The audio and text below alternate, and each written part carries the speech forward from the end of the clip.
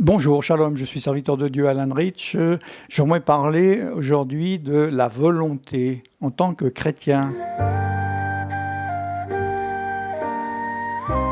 Cet enseignement est complémentaire à la vidéo où j'ai parlé de la différence entre l'âme et l'esprit et j'ai défini ce qu'était l'âme. Et maintenant, je vais rentrer plus en détail sur le fonctionnement de l'âme et le lien entre l'âme et l'esprit. Bon, pour ceux qui me suivent depuis 20 ans en vidéo, vous m'avez déjà entendu parler de cela, mais apparemment, ces enseignements se sont perdus dans les méandres d'Internet, même moi, j'arrive peu à les retrouver. Pour résumer, notre âme, donc, c'est notre volonté. Deuxièmement, ce sont nos pensées, notre intellect. Et troisièmement, nos émotions, la psyché, l'âme. Et les psychologues connaissent bien donc le fonctionnement de l'âme. Et la chose la plus importante qui est au-dessus, qui fonctionne en premier, c'est la volonté. S'il n'y a pas de volonté, il n'y a pas d'action, il n'y a pas d'émotion, il n'y a rien. Ce sont nos pensées qui vont émettre une idée. Par exemple, je veux sortir et puis me baigner dans la mer. Donc je pense cela.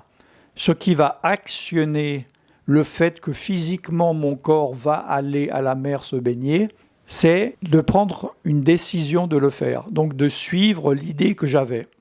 Je peux avoir plusieurs idées. Je vais me baigner à la mer ou je vais monter à la montagne. Et on prend une décision. La décision est prise par la volonté.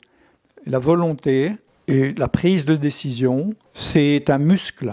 Et selon les personnes, les personnalités, selon l'éducation que vous avez reçue, vous avez une forte volonté ou une forte puissance de décision ou une très faible volonté, une très faible prise de décision, voire pratiquement aucune. Vous n'arrivez pas, c'est très difficile, c'est très difficile même de prendre des petites décisions. Vous avez peut-être été éduqué d'une manière où les personnes décidaient tout pour vous, vos parents ont décidé pour vous, alors après vous avez pris une femme ou vous avez pris un mari qui va aussi décider pour vous parce que vous êtes incapable de le faire. Et dès que vous avez une décision, qu'elle soit importante ou pas, qu'est-ce que je dois faire? Dis-moi ce que je dois faire parce que moi j'ai aucune idée. Bon, c'est vrai qu'il est difficile de changer sa personnalité, mais par le Saint-Esprit, tout est possible. Il est dit, soyez renouvelés dans votre intelligence. L'intelligence, c'est notre âme. Ce sont nos pensées. C'est le fonctionnement de notre psyché. Et par le Saint-Esprit, nous le pouvons. Et comme je l'ai dit, c'est un muscle.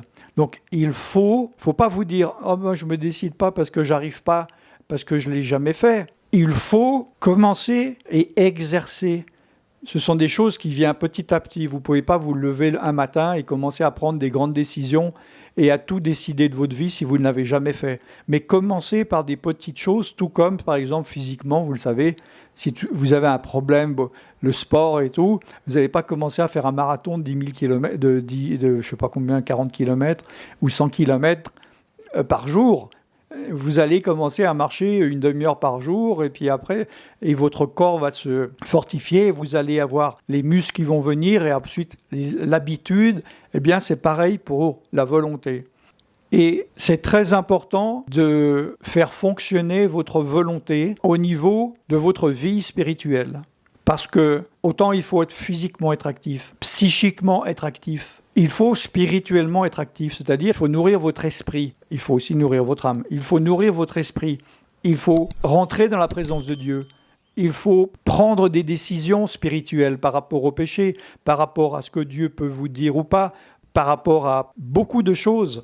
Il faut donc vraiment faire fonctionner ce muscle de la volonté. Alors, il est des fois difficile de différencier entre l'âme et l'esprit, mais c'est normal parce que nous sommes un tout, même avec le corps.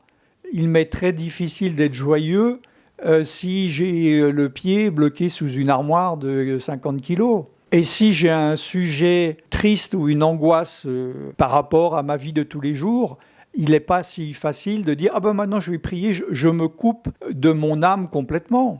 Tout est interlié, mais il faut utiliser sa volonté dans tous les cas. Ce qui fait qu'un matin, vous vous dites « Oh, je ne sais pas quoi faire. Tiens, je vais aller voir dans les magasins. » Ou bien je vais passer maintenant du temps dans la prière et à lire la Bible. Qu'est-ce qui a changé? Qu'est-ce qui a fait que vous alliez dans une direction ou dans l'autre? C'est votre volonté, votre puissance de décision. Vous avez pris une décision. Et peut-être que vous avez l'habitude de prendre des décisions qui vont vers la facilité et vers le péché. Évidemment, c'est plus facile de prendre des décisions qui vont vers la facilité que vers la difficulté. Mais spirituellement, nous devons prendre des décisions difficiles. Nous avons un choix, il y a deux chemins devant nous, le bien et le mal. Le péché et la sainteté, tous les jours, toutes les secondes, à chaque fois qu'il y a quelque chose qui se passe sous nos yeux, nous avons le choix entre marcher par la chair ou marcher par l'esprit.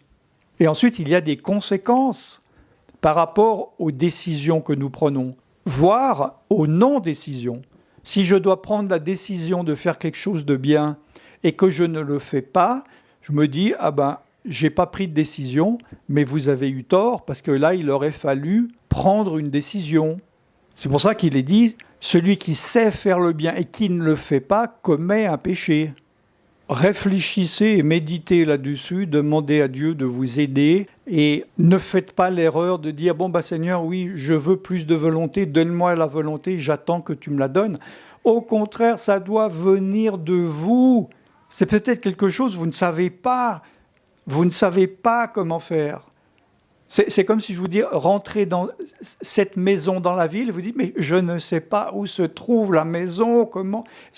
C'est comme si vous vous dites, mais je ne sais pas prendre des décisions. Mais justement, il faut trouver le moyen. Dieu peut vous aider, mais à partir du moment où vous enclenchez le processus, où vous faites l'effort de prendre une décision, et vous allez voir que cela va changer votre vie. Au lieu d'être passif, vous allez être actif. Au lieu que les autres vous manipulent, vous allez pouvoir prendre en main votre vie, pas seulement spirituelle, mais votre vie de tous les jours, envers les personnes qui vous entourent. Des gens peut-être profitent de vous parce que vous vous laissez faire, vous n'arrivez pas à prendre la décision. Et si un jour vous dites, maintenant ça suffit, voici la limite, les gens seront surpris et diront, ok, d'accord, cela va changer votre vie.